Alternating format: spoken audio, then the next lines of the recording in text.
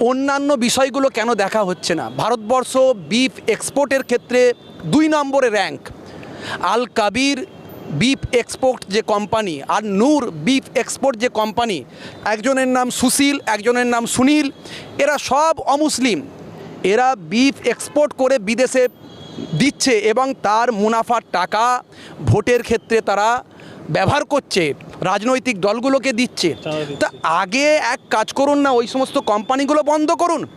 এই বয়স্ক মুরব্বি চাচা দাঁড়িওয়ালা মানুষগুলোকে মারধর করে কি পান?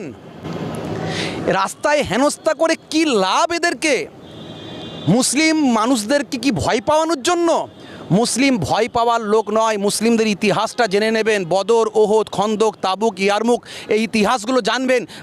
মুসলমান ভয় পায় না। ভারতবর্ষের নিরিখে বিশেষ করে পশ্চিমবঙ্গে 30% কম বেশি মুসলিম আছে। যদি এর উল্টোটা শুরু হয়ে যায় তখন কি হবে? এই যে বাহিনী তৈরি হয়েছে, যদি পাড়ায় পাড়ায় মানবরক্ষক বাহিনী তৈরি হয় কি হবে?